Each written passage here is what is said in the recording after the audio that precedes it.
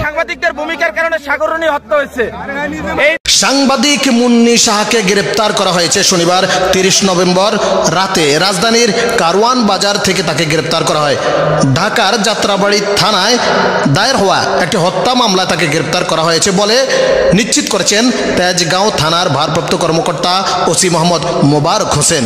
জানা গেছে রাজধানীর কারওয়ান বাজারে এক টাকার খবরের অফিস থেকে বের হয়ে সবজি কিনতে যান মুন্নি সাহা। সেখানে গিয়ে তিনি জনতার তোপের মুখে পড়েন। বেশ কিছুক্ষণ তাকে ঘিরে রাখা হয়। পরে ঘটনাস্থলে উপস্থিত হয়ে তেজগাঁও থানা পুলিশ তাকে গ্রেপ্তার করে।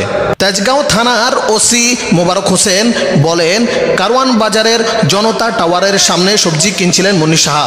এ সময় তাকে চিনতে পেরে একদল লোক বিক্ষুব্ধ হয়ে তার উপর চড়াও হয়। খবর পেয়ে দ্রুত ঘটনাস্থলে যায় তেজগাঁও থানা পুলিশ। পরে তাকে উদ্ধার করে থানা হেফাজতে নেওয়া হয়।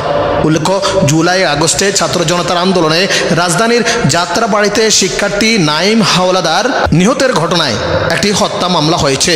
গত 22 আগস্ট যাত্রাবাড়ি থানায় ওই মামলা দায়ের করেন নিহত শিক্ষার্থীর বাবা মোহাম্মদ কামরুল ইসলাম। মামলায় সাবেক প্রধানমন্ত্রী শেখ হাসিনা সহ আওয়ামী লীগ, যুবলীগ, ছাত্রলীগ এবং পুলিশ ও র্যাব কর্মকর্তাদের আসামি করা হয়। পাশাপাশি 7 জন সাংবাদিককেও এ মামলায় আসামি করা হয়। তাদের মধ্যে একজন মুন্নি সাহা। টেলিভিশন সাংবাদিক ও টক শো সঞ্চালক হিসেবে পরিচিত মুখ মুন্নি সাহার সাংবাদিকতা শুরু আজকের কাগজ দিয়ে। সেখান থেকে ভোরের কাগজে দীর্ঘ সময় কাজ করার পর তিনি যান 21 টেলিভিশনে। এরপর যোগ দেন এটিএন বাংলায়। এটিএন নিউজের শুরু থেকে মুন্নি সাহা এই টিভি চ্যানেলের সঙ্গে যুক্ত ছিলেন। তবে 2023 সালের 31 মে তিনি এটিএন নিউজ থেকে পদত্যাগ করেন। পরে এক টাকার খবর নামের নতুন একটি প্ল্যাটফর্মের সঙ্গে যুক্ত হন তিনি।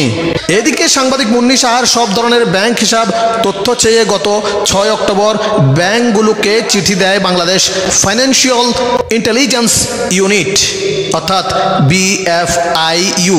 চিঠিতে বলা হয়, আপনাদের ব্যাংকে মুন্নি সাহা এবং তার সংশ্লিষ্ট ব্যক্তি ও প্রতিষ্ঠানের নামে কোনো আমানত, ঋণ, locker, credit card, foreign trade, offshore banking হিসাব থাকলে সেসব হিসাবের লেনদেনের তথ্য 7 অক্টোবরের মধ্যে BFIU-কে পাঠাতে হবে।